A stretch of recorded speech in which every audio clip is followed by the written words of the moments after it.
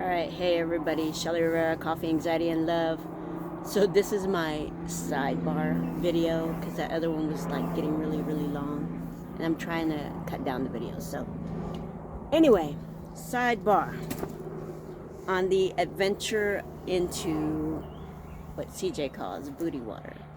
So, we have the trailer here on this private property. Of course, there's no, it's not set up for an RV, so we have a hose that connects to it that we're getting our water in. They do, it's just regular, like a regular water faucet or whatever that we tie into the trailer.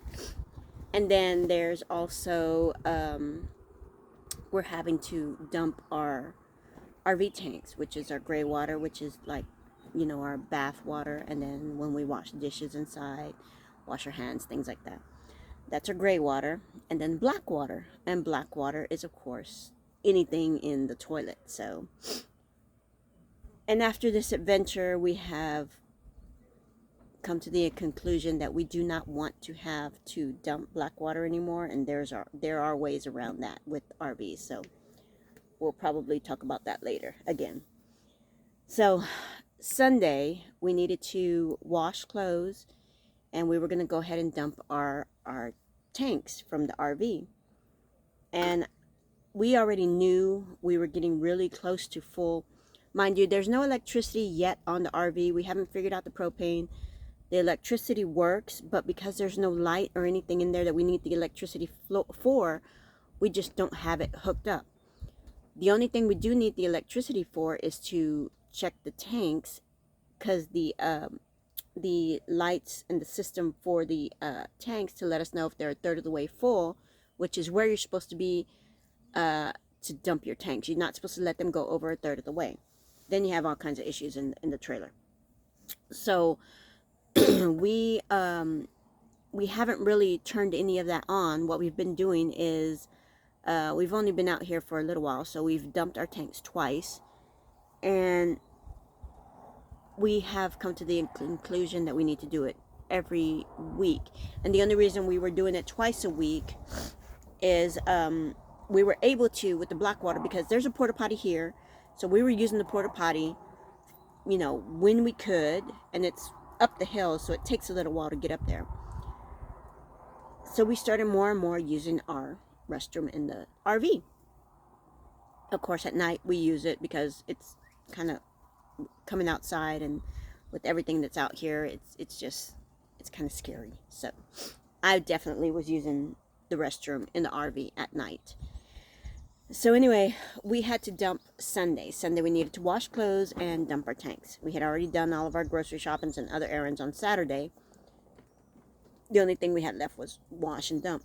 So we're loading up the, we have a portable, and I'm going to show you it in a minute, a portable dump tank. And I want to say it's like 25, 26, 27 gallons, something like that. And you start with your black water, okay? And the whole point of that is you start with the black water, you flush out all booty water, and then the gray water comes through and cleans out, in essence, cleans out the little pipe that all the water comes out of. So you do the black water first, and then you do the gray water. Well, we did that, and I'm getting up to show y'all the tank that we have. We did that, and mind you, we have to get this thing into the Durango, and it gets, even if it's just a little full, it gets heavy, and it gets hard to lift sloshing liquid that's unbalanced up and into the Durango. So we're buying something that's going to help us resolve that issue. Here's our dump tank. It rolls, it's fine. See, this is the pressure release valve that helps us fill it up and empty it. And there's also a button in there that if it's too full, that button's going to pop like a little turkey baster to tell you that, oh, you got too much in here. We haven't had that issue yet. This, on the other hand, is the hose.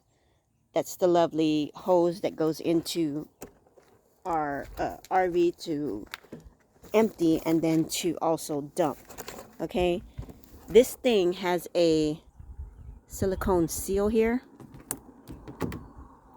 I think he tightened it back on. I don't want to touch it too much, but anyway, that silicone seal, the day that we went to lift it up and put it in the Durango, busted. That thing busted, and we got spillage. It just happened. We couldn't stop it. We couldn't figure it out. And I put the hose back on there. I had my gloves on. I put the hose back on, and it was just it was crazy. There's also supposed to be another little what you call it on there, like a little bracket to tighten it up. I don't know. I'm just now looking at it right now, and I don't know what happened to that bracket. We may have lost it along the way. I hope not, because that's going to be an issue. But that's our tank, and that's what happened. And mind you, to clean all that up and turn all the dirt and do it was just a disaster. It was the smell, oh my God. He and I were both there just trying to breathe through it, and it's just you can't. There is no way around that. It is what it is, and there was nothing we could do. We did stop it from spilling.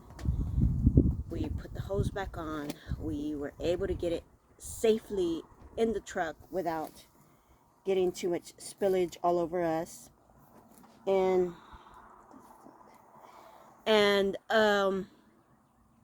we made it to the dump. We thought we were okay. We tightened up the hose. We thought we were okay. And we got to the dump and the hose came off again. Granted, I am so happy that the dump it's usually a little hole where you just stick your hose in there. But this also had like a manhole type cover thing that you lift it up, and then basically you can dump stuff in there too. I was very happy that they had that, because what we ended up doing, the hose just completely came off, and we ended up having to hurry up and rush and get everything in that little manhole part of it and get everything dumped out, because that was, boy, was that an experience. And we've learned that we have to be more careful when we're dumping.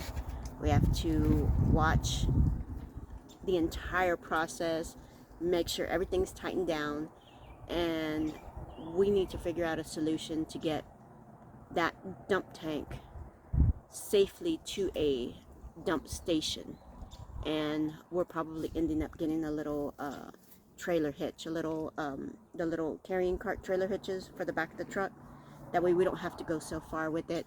It's not heavy lifting up all the way into the back of the Durango, and we can carry it on the back of the trailer and on the back of the truck, outside of the truck, which helps with the smell, and get it to the station safely from this point on.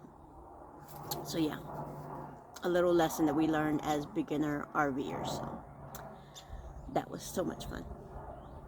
Love you guys.